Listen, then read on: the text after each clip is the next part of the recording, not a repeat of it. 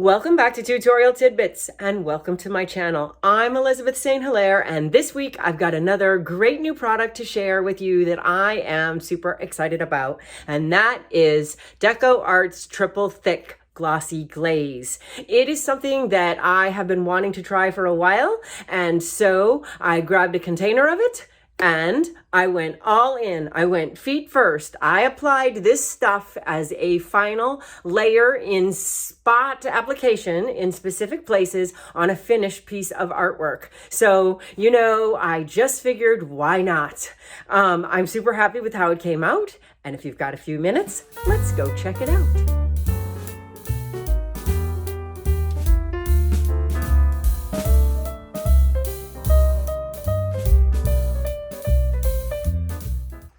Welcome back. So today I am sort of experimenting with the Deco Art Triple Thick Brush On Gloss Glaze. And it comes in two different containers, but I have not been able to figure out any difference in the product. So this container is a flip cap where you can squeeze it out onto a sheet of palette paper and then pick it up with your brush from there, or maybe you want to squeeze it directly on the surface, I'm not sure.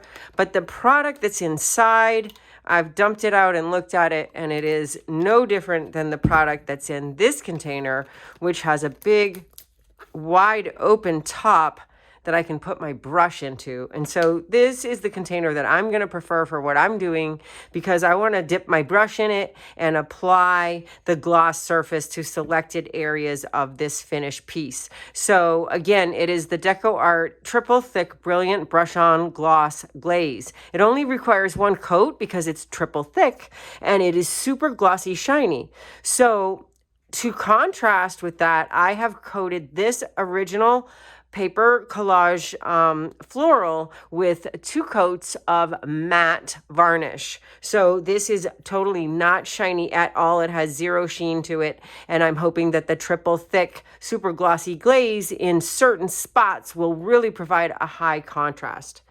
So to apply this, I'm going to use a couple of nice, soft, clean Princeton Velvet Touch brushes. I've got 2 flats. I've got a, let's see, a 3/4, that's the bigger one, and a 1/2 inch.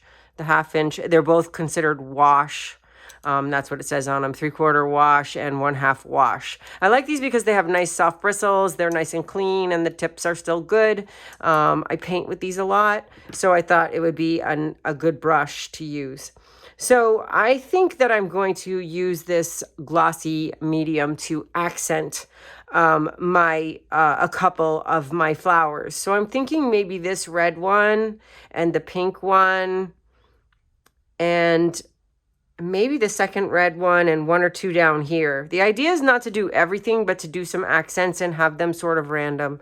So I'm going to just dip the brush in here, and you can see that it's really thick, and it's going to dry really super shiny, but it's going to stay on the brush nice and thick. And I'm going to use the flat on the side edge, and wow, you can really feel how thick this is.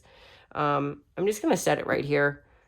And it's really super thick. It brushes very slowly onto the surface. And I'm just using my brush on the edge to come right down the petals. And it is laying on there thick like plastic. I think it's going to be really a neat effect. So I did use some Stabilo Woodies to make mark making on this.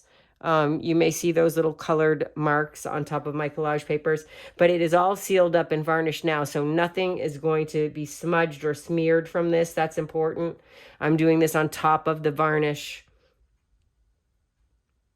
So I've got matte varnish and glossy accent. So I'm just going to go through this flower and at an angle hit all my petals. And then I'll come in with the flat in the center and shine that up.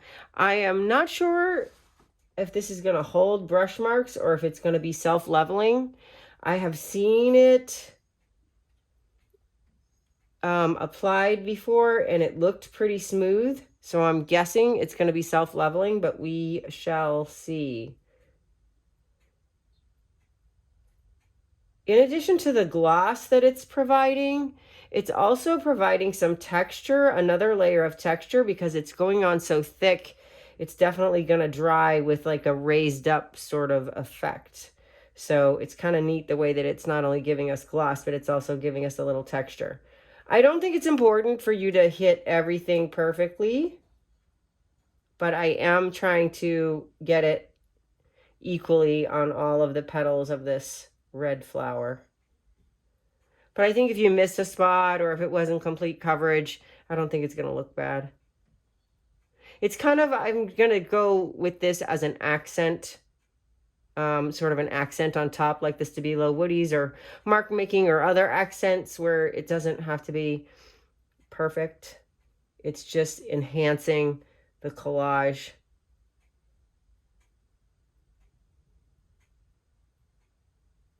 Okay, so let's see if you can see that. You can definitely see the shine of it. And I hope you can see a little bit of the dimension of it. The thickness of it is such that it's not even going to drip or move, but we shouldn't tempt fate. We should keep it down flat. So this is going to be a real high contrast to the matte background, the matte varnish that's on everything. So I'm going to do this second red flower as well in the same way. And I am using the smaller brush, the 1/2 inch. I feel like I have a little more control of the detail with this on its side angle, especially for these petals.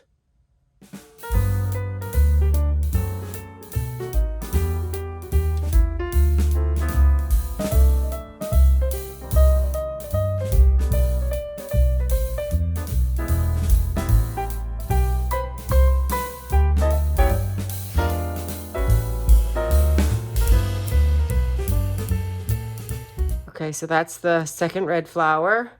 Now I wanted to add it to a couple of the blue, especially this one. These are sort of abstract eucalyptus.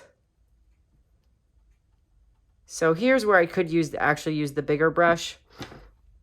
I could come in here with the 3/4 wash and a bigger brush and just sort of spread that over this larger, smoother area. And I think I'm going to put it also on this one.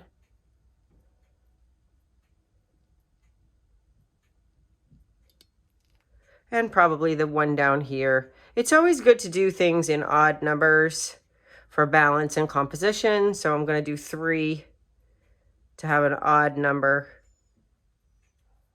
And I'm using the larger brush for heavier coverage, smoother, big, large coverage all at once. And I'm not going to be afraid to go heavy with it because I do want the texture to show up.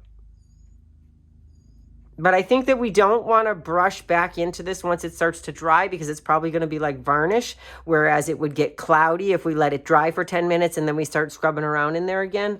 So I would say resist the temptation to do that. Once you have it down, just leave it. So let's see. I think maybe this flower would give us the 1, 2, 3 balance, which would be nice. So I'm going to come back to the small brush to handle the petals, only this time with the small brush, instead of being on the side angle edge like I am with the thinner petals, I'm going to be on the flat edge for these slightly shorter, wider petals. That's really why I like a flat brush so much, is the diversity of the edge. You can either do it on the flat edge or the side edge, and you can get either a thick line or a thin line. So I'm just following my petals on this little yellow Gerber daisy, and then I'm going to come around in the center.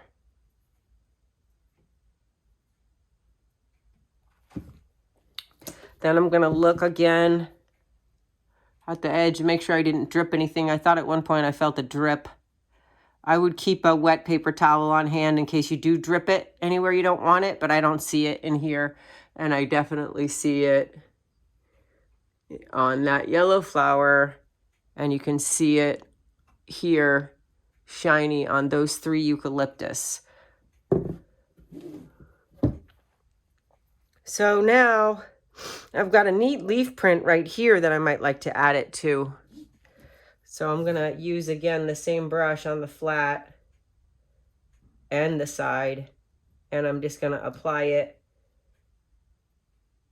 right over this leaf print so I can draw some attention to that with gloss.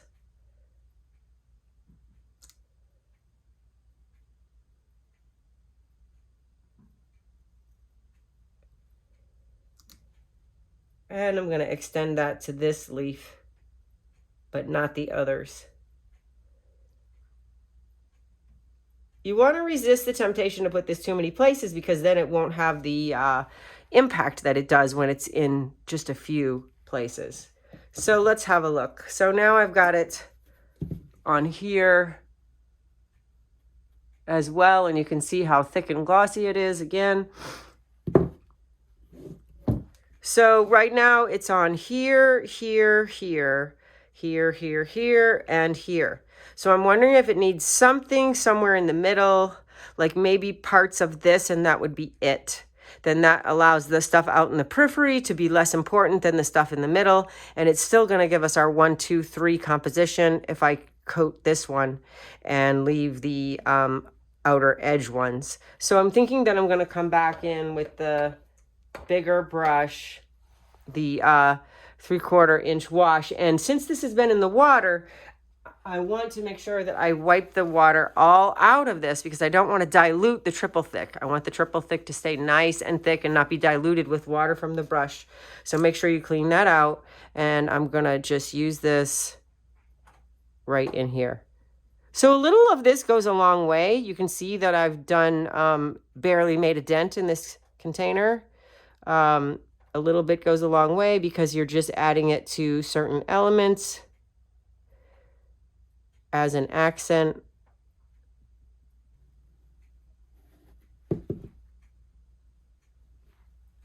A good way to check to see if you've missed any spots is to turn it sideways to the light. It's very, very shiny.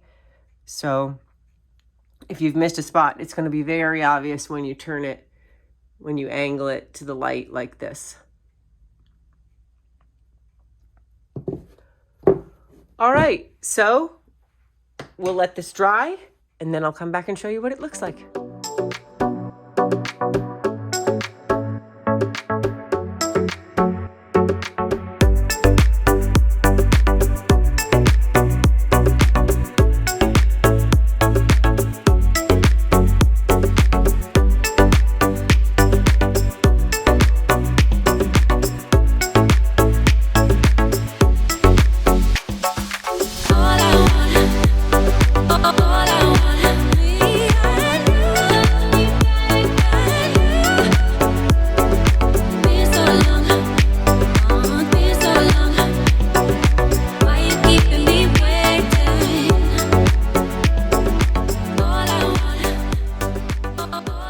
So of course, my application of this product was in spot. So I kept the whole piece matte varnish and then I applied this in areas to give accent.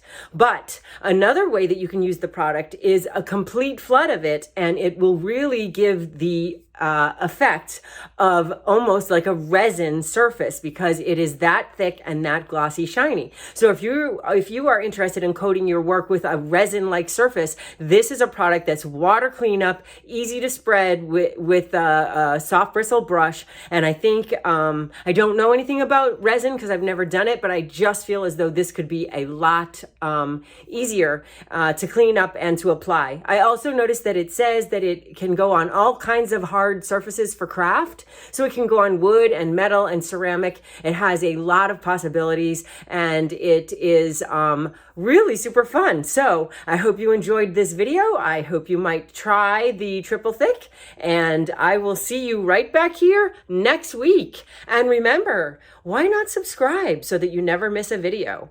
And if you want to subscribe on YouTube, that would be amazing. But you could also subscribe in the upper right-hand corner to my newsletter, and you will receive these posts as a blog with the links to the products and a little write-up in your email box every Friday. And speaking of links to the products, all products are linked below in the description box. Thanks again. Happy Friday. See you next week.